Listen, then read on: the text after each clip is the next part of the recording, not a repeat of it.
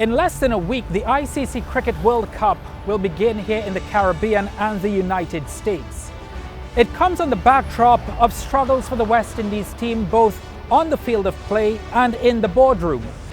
At the recently held CARICOM Regional Cricket Conference here in Trinidad and Tobago, I sat down with Sir Clive Lloyd, the two-time World Cup winning West Indies captain.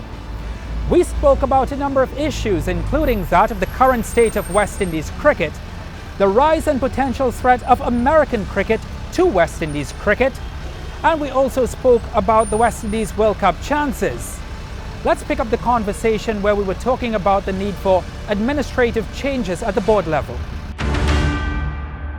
The West Indies board are now aware that they must, better governance would be important for our cricket.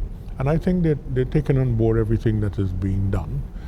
And if they can improve on certain things, I can see our cricket going in the right direction. We have some of the best one-day cricketers around. I mean, there are quite a few of them in the IPL, and they play around the world. So if we can get those guys playing together, I'm sure that we can beat anybody. I want to stay on the governance point a little bit, Sir Clive, mainly because is it at the territorial levels our cricket is collapsing? And when I say territorial levels, I mean administratively, that's where the deficiencies are happening.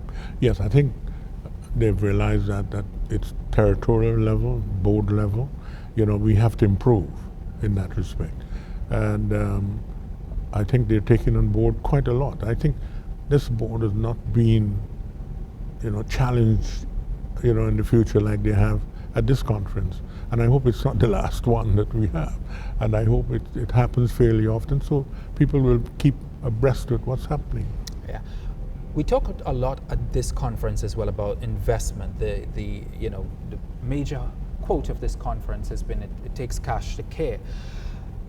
But it has to be in this era, and you can correct me if I'm wrong here, from the little business that I understand, it has to be the T20, the shortest format of the game, that drives the economic income of cricket, not just in the Caribbean, but mostly across the world. Are we embracing that reality enough as opposed to living in the past and saying that, our cricketers aren't playing enough five-day cricket, our cricketers aren't committed to the longest format of the game? I think the one-day cricket really has affected us quite a lot because island people and they're being offered a lot of money and the guys will follow that.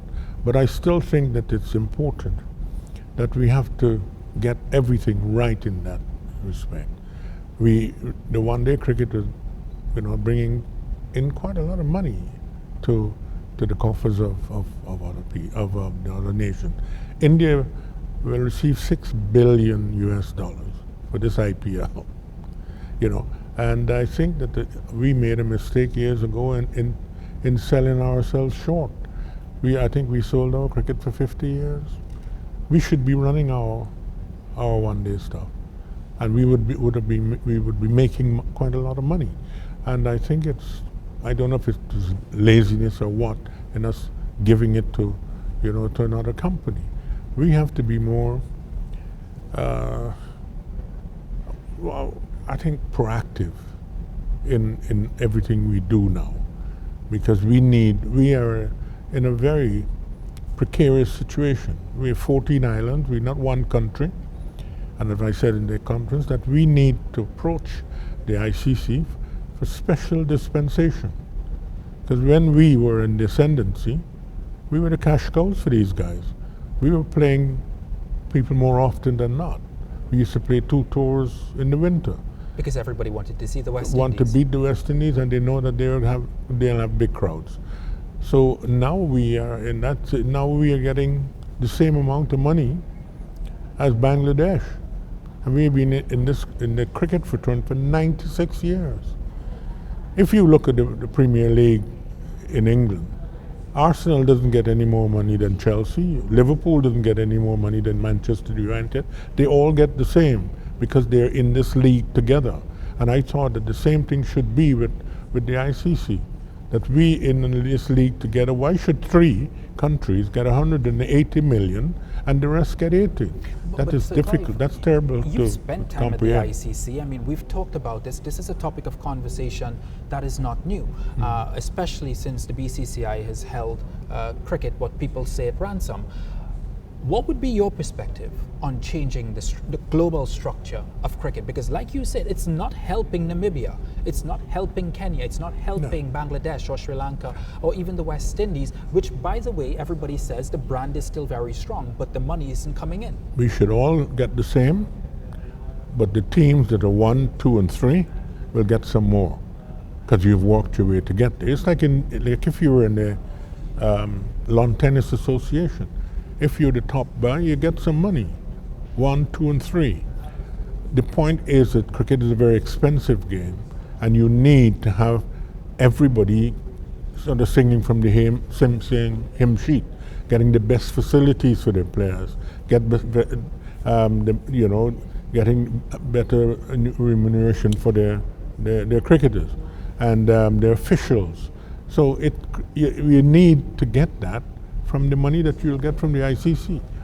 So the point is, if we were receiving the same, don't forget, we in the West Indies here, we have to fly everywhere. Can't go by a train or go by bus or coach or whatever. So it's expensive for us to run our cricket. Don't forget, our cricket is run at the most expensive time of the year for hotels. So we're paying a lot more money than they are, paying out more money than the other countries. Coming up after the break, does American cricket pose a threat to West Indies cricket? And is it too late to own the game in the Americas?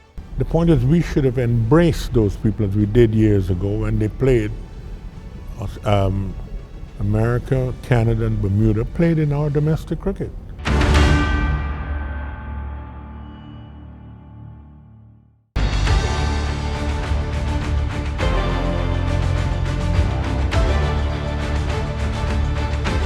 Australia and England are two of the biggest supporters of West Indies cricket, and you know this, you alluded to it in some of your speeches.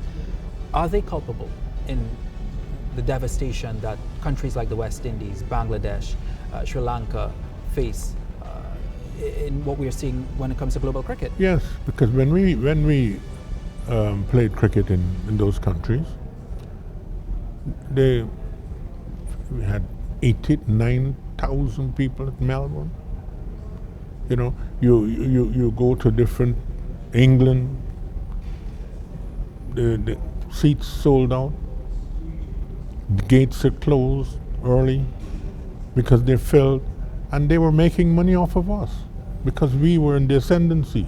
And now we're looking at when the money should be equally distributed, it's not. I want to bring it back home a little bit, Sir Clive. The Americans would say the potential for cricket in the Americas. We in the West Indies might say the threat of the rise of cricket in the Americas. How important is it that the West Indies Cricket Board looks at the elevation of cricket in the Americas and the potential threat down the road for us here in the Caribbean? Yeah, well, the point is now, I think some guys from the Middle East are now trying to get involved in Major League Cricket in America and paying people just as much or even more than they're paying in the IPL. The point is, we should have embraced those people as we did years ago when they played. America, Canada, and Bermuda played in our domestic cricket. We should have now worked with those guys so that when anybody's coming to the West Indies, they start there and then they come to the West Indies. But now, because of the advent of so many of the one-day franchises, it's messed that up. Do you see it as a real threat? Cricket in the Americas? Do you see it as a genuine threat? I see it as a threat because don't forget, years ago we were trying to get MLC, Major League Cricket, and in Disney, they had earmarked land for a massive stadium. So when you come, you go to Disney, and you can watch cricket to the weekend. And that was something that, we spoke to some very high people, and they were quite happy with it. And America do have a lot of places to go to. You have no problem with food, no problem with travel, scenery. So they're a very attractive place for sport. And the one-day thing is short enough for them. Test matches at the moment, no. A T20 game would go down quite well. President Ali of Guyana, he made the point that we should be looking to own cricket across the Americas. Is it too late for that, or should the West Indies Cricket Board be aiming to really expand? I still think that we should have a word with them, because we have a lot of West Indians living there and going to school in America. And yes, it would be, I would think, we would be a great force if we can get those, the North American and the West Indies coming together. All right. Let's talk a little bit about the CPL. The Caribbean Premier League has also been a huge topic of discussion at this regional cricket conference. Has the CPL done enough for West Indies cricket over a decade into the Caribbean? I still think it could be improved, and it's a pity that we're not running our own competition. We're the only country not running our own competition. And if we had done that, we now could have got CARICOM involved, and I think it would have been a much bigger spectacle. It's very important for cricket. People love it, and they can back, a franchise, and you can see that the enthusiasm that people do have for this competition. They love it. It's instant. It's exciting.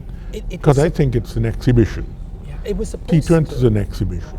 And it was supposed to, hone the next generation and show us the future stars like the Brian Laras and the Ramner Sawans and the Marlon Samuels and the Chris Gales.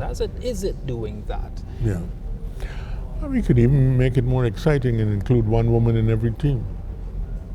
You'd like to see that? Oh yes, I mean, in she India. has to play mandatorily. Yeah. And in India, they now have you can have a sub sort of. I'm trying to remember the team. Impact player. Right. Why not? And then I think you have to have 2 under-19 players in each team. So you're encouraging the younger players to get involved. I'm smiling a little bit, Sir Clive, because it's a little bit, it's maybe a little bit surprising to hear the legendary Sir Clive Lloyd, who would have won 2 World Cups, made another World Cup final, talk about making the game, the modern game, so dynamic. You believe the game must evolutionize. Yes. I think we need to look at different things. If you now can go upstairs, if if you're not happy with the decision, we go up to the third umpire, and and a lot of guys now, and that's good, because you're not going to get away with a little nick, or if it's pitched outside the leg stump or whatever. So you will get the right decision. So it's important. The umpire's call I would want to get rid of. I'm not too enamored with that, but it's quite exciting. Now you make 280 in a 20 over, and it doesn't say that you're safe. The guys are playing a lot of shots. It's this IPL has been quite exciting. You quite enjoy the modern game. Yeah, I do. I still want to see more Test cricket now. Test cricket is an examination. T20 is an exhibition. Coming up after the break, we radar in on the West Indies Test team, which is currently ranked 8th in the world. If we can harness all the talent we have, we'll be very difficult to beat.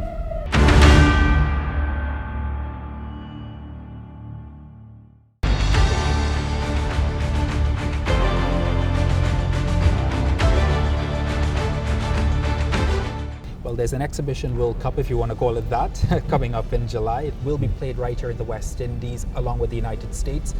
How do you see the West Indies' chances at this World Cup? We have a good one this side. Once it gets the right guys T20? playing. T20, sorry. Yes, we could do pretty well. We're at home. Come in my backyard, man. can't beat me in my backyard. You shouldn't. They're being coached by a World T20 winning captain in Darren Sammy. Yeah. What have you made of Darren Sammy's leadership post his career on the field? Yes, he's always been very enthusiastic. He's a very affable guy. He's easy to get along with, and he seems to get the best of the players. And he's been around the world. I mean, he's traveled IPL and he's played in other places. He's been a manager, he's been a captain, so he has a lot of experience. I would be very disappointed if they don't do well, because we have some of the best players in T20 cricket. When you say do well, how far do you forecast the West Indies could reach? I want them to get to the final, and if you get to the final, any number can play. Yeah, and you think that's a realistic chance that this West Indies team would be able to do that? Playing at home. Yeah. You have all the support. When you look at the other teams, who do you think would be some of the teams that you think could make the Final Four? Well, you got India, you have England, Australia, they're doing quite well. Even Sri Lanka in that respect. They have a lot of good teams there, Let's expand the conversation a little bit to Test cricket. This is your favorite format. This is the one that you'd ultimately like to see more cricket of, and particularly the West Indies Test team. We've mentioned already at the top of the interview about the inconsistency of the team. I want to talk to you about the captaincy first, given that you have been our most successful Test captain in the history of the sport in this region. Are you happy with the captaincy and how the captaincy has unfolded over the last few years? Well, the point is that, yes, to an extent. I think we faltered a little in the last couple of months. We didn't qualify and so on. And that is because I think it's consistency. We have to be consistent. And then you see, the players were not at your disposal. Some were going somewhere else, and so we didn't have that consistency. Now we do. And if we continue where that consistency is concerned, I'm sure that we will do very well. But the last year or so, things were a little topsy-turvy. We talk about consistency, so Clive. You were the master of consistency with your teams. How do we get that consistency? What would you like to see with the West Indies Test team to get that consistency? And when I say consistency, I'm not only talking about winning, but having a performance that the Caribbean people will say, gosh, I'm so proud of this team. Yeah, the point is that we were in a difficult, different times. Now these guys have a choice. We didn't have a choice. So we played for us in the one-day games or the Test series. Now these guys have another choice. They can go to T20 and have an excellent living. And it's, and some of them are choosing the easy way out, play the T20 and so on, and do extremely well. But we need to, if we can harness all the talent we have, it will be very difficult to beat. Very, because we do have some of the best players in the world. Jason Holder, there's been a lot of conversation surrounding his influence and contribution to this particular West Indies Test team. Does he remain for you an integral part of this Test team? Yes, I think what happened when he became captain, they were giving him three teams to captain. Not too much. It's too much for anybody, really. He could have done 2 or 1 for that matter, but 3 is a bit much. And it was the pressure got to him, because you all the time you got to be thinking about this. You don't have a relaxation situation. If you look at the other countries, the most they will do is 2 or 1. Sir Clive, are the days of one captain for all formats of the game over when it comes to West Indies and international cricket? I think so, because I don't think anybody would want to just to be a captain for 3 teams. It's too much. It's too much pressure. So they'll have 1 or 2, but never. I don't think they'll do 3. One of the final things I want to talk to you about, Sir Clive, the cricket calendar. It has become cricket every day, cricket all day, cricket all the time. Is this sustainable for an international player? Well, the point is that I just find that there is a lot of cricket, but it's easier for me. I have something to watch. Retired, you see, no problem. If you were a player, though, would you be frustrated with the cricket calendar? Yes, the travel would really destroy me. I think that, and these guys don't understand that when you play that much cricket, the traveling, the mental side of it is not very good for you. So you'll have to pace yourself. Now a lot of them are having operations and their ankles, and they're having back problems and elbow problems. This guy can't get rid of his problem, Geoffrey Archer. So all those things are a bit difficult. And I think, you're human, you just, muscles get strained, and you don't want to be out of a team because you can't, you played too much cricket. And I think they now have to adjust, and give their body time to recover if there's a injury. You have a huge fan base here in Trinidad and Tobago, Sir Clive. They'd probably want to find out what you're up to these days. Oh, I'm retired, old knees. No, I'm quite happy. I do one or two things around in England. The other day I was in Calcutta. Yes, but but I don't want these long distances. It's not good for my health.